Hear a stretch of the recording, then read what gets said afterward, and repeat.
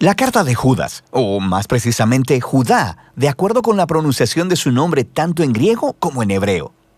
Judá era uno de los 4 hermanos de Jesús que se mencionan en los evangelios.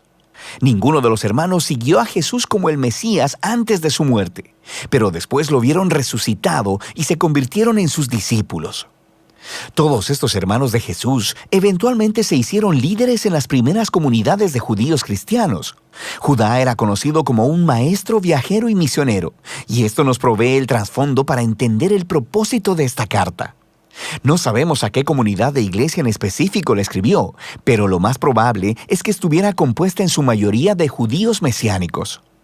Su estilo de escritura asume un profundo conocimiento de las escrituras hebreas del Antiguo Testamento, como también de otra literatura judía popular.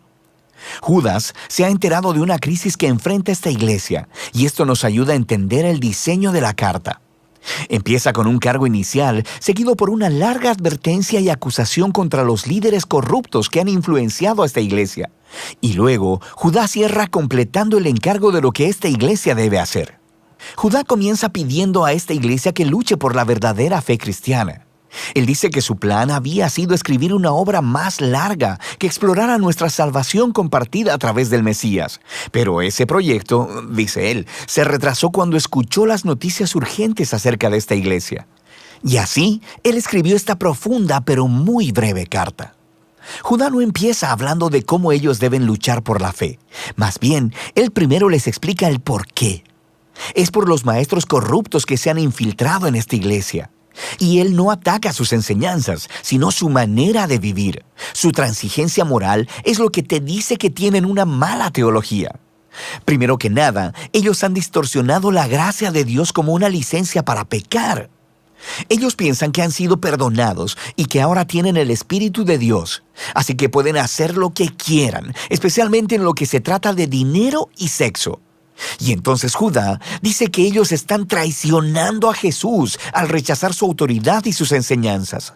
Y Judá quiere que esta iglesia sepa que la aparición de estos maestros no es una sorpresa. Por ello, continúa con una advertencia más larga para que se mantengan alejados de ellos. El primero ofrece 2 grupos de 3 ejemplos del Antiguo Testamento. El primer trío es acerca de personas rebeldes, quienes en el pasado recibieron justicia divina. Los israelitas, que se rebelaron contra Dios en el desierto, obtuvieron lo que querían y murieron en medio de la nada. Él después habla de una historia acerca de ángeles que están aprisionados por su rebelión hasta que se enfrentan a la justicia de Dios. Él se está refiriendo a la interpretación de la historia en Génesis 6, ofrecida en la popular obra judía llamada Primera de Enoc, donde los hijos de Dios se interpretan como ángeles que se rebelaron contra Dios, tuvieron sexo con mujeres y fueron juzgados por ello.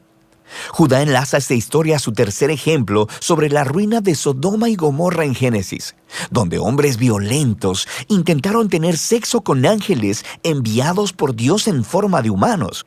Ambas historias son acerca de la rebelión contra el orden de Dios que llevó a la inmoralidad sexual, y es precisamente de esto que los falsos maestros son culpables.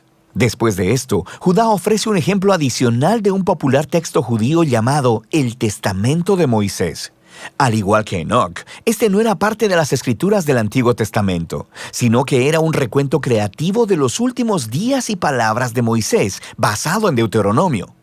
En la sección que Judá cita, Moisés ha muerto y hay un ángel bueno, Miguel, que está refutando las acusaciones del diablo contra Moisés, pero decide dejarle la decisión final a Dios.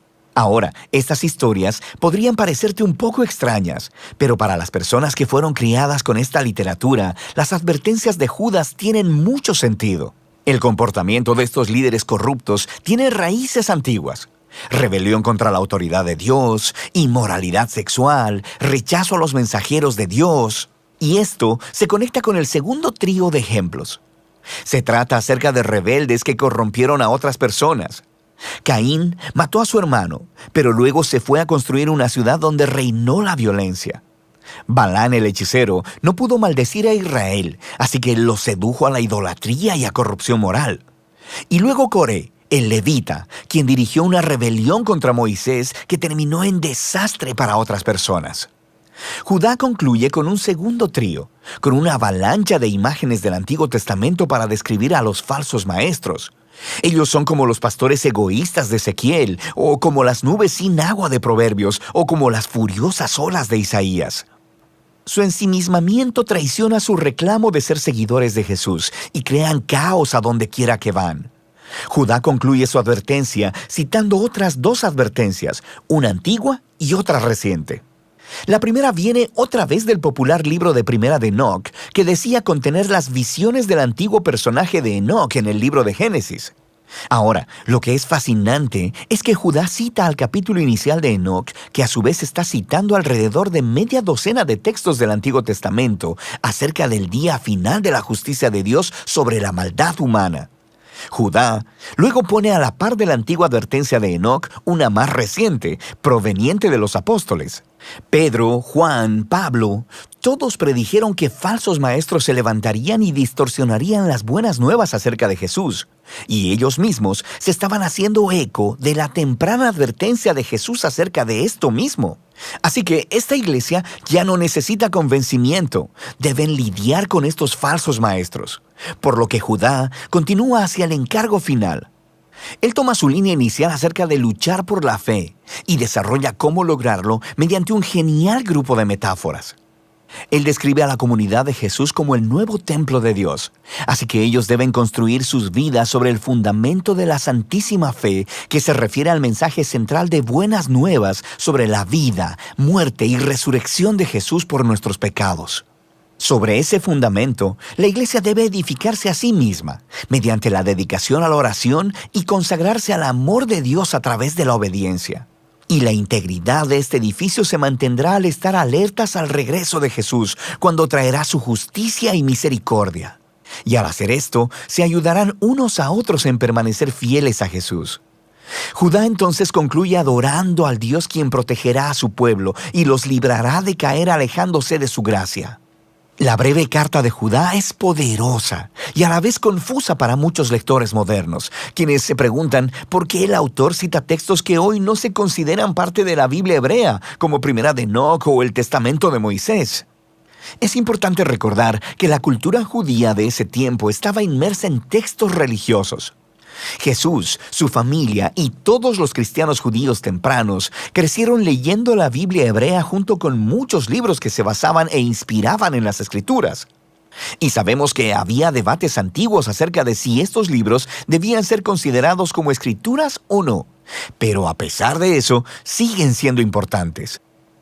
Un libro no tiene que estar en la Biblia para decir un mensaje importante al pueblo de Dios, y así eran muchos textos judíos de ese periodo. Hoy se conocen como colecciones apócrifas, también conocidos como deuterocanónicos, junto con los pseudoepígrafos, y todos estos se preservaban y leían en las comunidades judías cristianas. Eran tratados con mucho respeto. Esto no significa que hubieran sido seleccionados como parte de la Biblia hebrea, pero sí son parte de la tradición bíblica. Y así Judá, que conocía a sus lectores, sabía que ellos valorarían las palabras de Primera de Enoc y las usó para comunicar su mensaje, que es este. La gracia de Dios a través de Jesús demanda una respuesta de toda la vida, no solo a sentir intelectualmente. Nota que Judá no critica ni se enfoca en la teología de los maestros, sino en su manera inmoral de vivir, la cual niega a Jesús. Así que Judá está aplicando aquí lo que Jesús les enseñó a sus discípulos. Si realmente me aman, obedecerán mis enseñanzas. Para los cristianos, la manera en que vives es el indicador más confiable de lo que realmente crees. Y de eso se trata la carta de Judas.